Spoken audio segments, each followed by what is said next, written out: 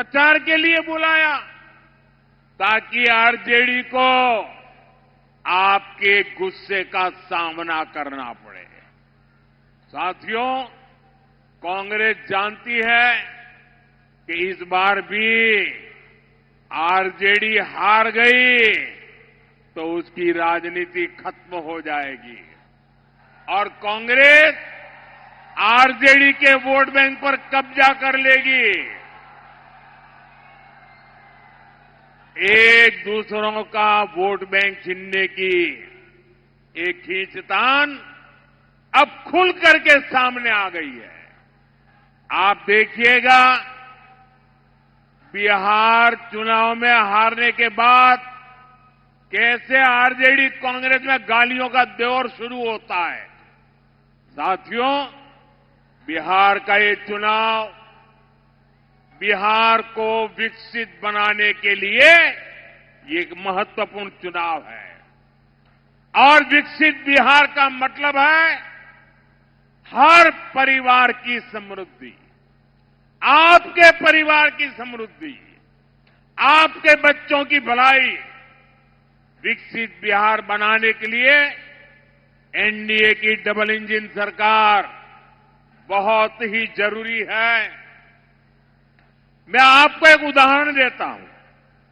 आप भी जानते हैं कि केंद्र सरकार देश के हर राज्य में गरीबों के लिए पक्के घर बनाने के लिए मदद करती है, लेकिन जहां जहां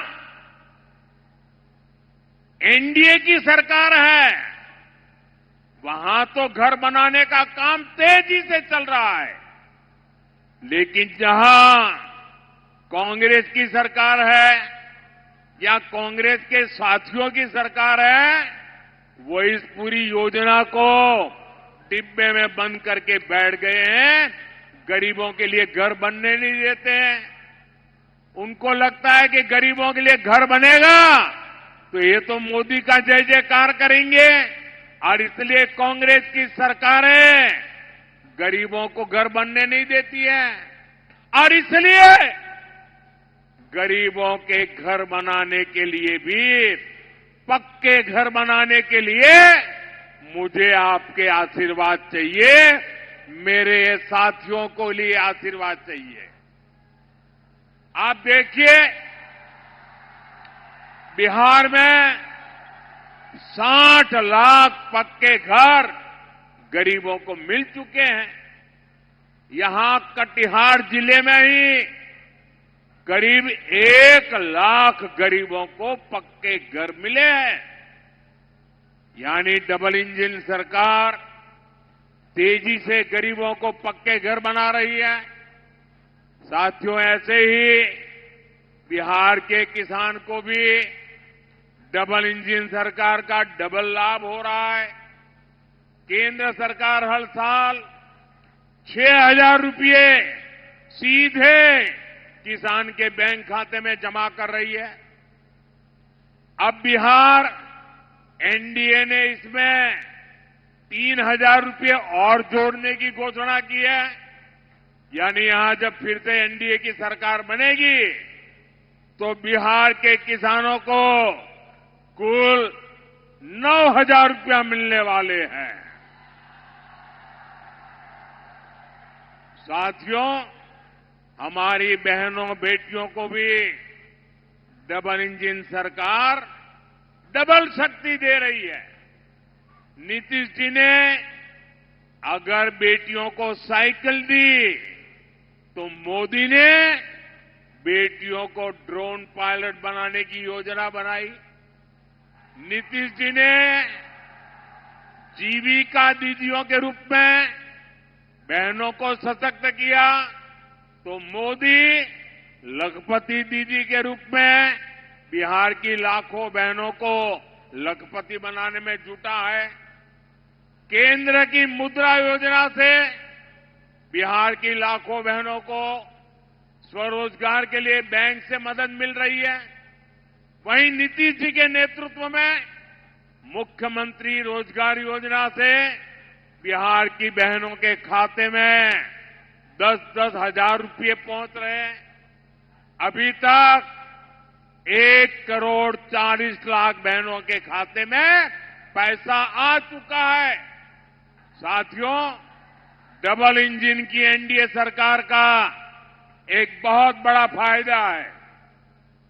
फायदा ये कि दिल्ली और पटना से निकला एक एक रुपया, एक एक पाई सीधी सीधी आपके खाते तक पहुंचती है। कोई चोर लुटेरे लूट नहीं सकते, वरना यहां एक बिहार का सबसे भ्रष्ट परिवार है और दूसरा देश का सबसे भ्रष्ट परिवार है। आपके हक का पैसा आरजेडी और कांग्रेस वाले आप तक पहुंचने ही नहीं देते। ये आपके हक का पैसा भी लूट लेते।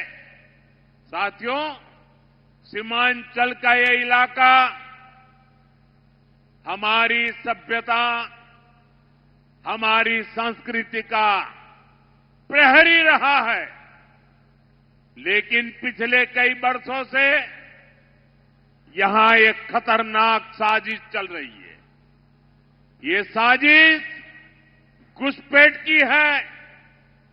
अररिया हो, किशनगंज हो, पूर्णिया हो या कटिहार, हर जगह ये कोशिश हुई कि यहां की आबादी का संतुलन बदल दिया जाए।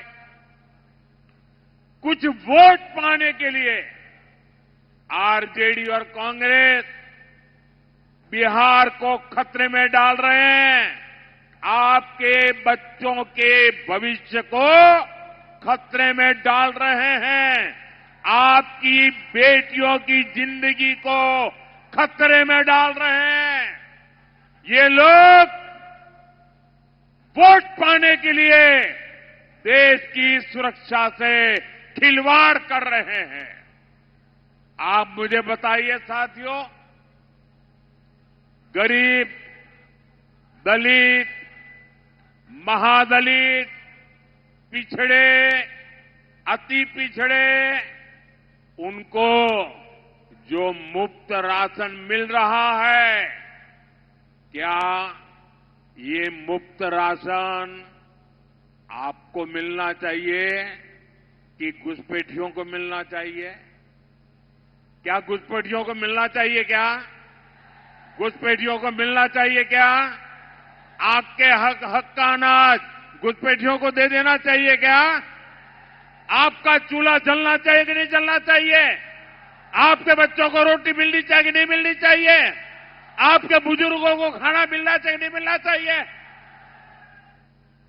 घुसपैठियों को देना चाहते हैं। मुफ्त इलाज की जो सुविधा 5 लाख रुपए तक आप लोगों को मुफ्त इलाज मिले, मुफ्त आपकी बीमारी से मुक्ति मिले, आप लोगों को मिल रहा है। अब मुझे बताइए, आपको बीमारी में जो मदद मिल रही है वो घुसपैठियों को चली जाए तो आपको मंजूर है?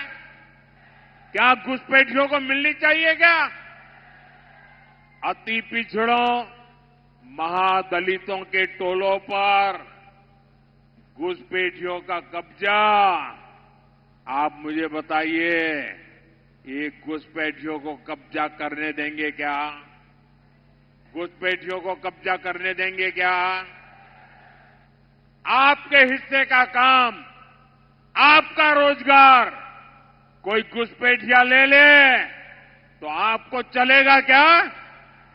आपके बच्चों का भविष्य ले ले तो चलेगा क्या? साथियों, बिहार के देश के संसाधनों पर सिर्फ और सिर्फ भारत के नागरिकों का ही हक है। बिहार के हमारे नागरिकों का ही हक है, आपका ही हक है। ये हक हम किसी को चुराने नहीं देंगे। लेकिन कांग्रेस और आरजेडी के लोगों को कट्टा और कट्टरपंथी यही पसंद है।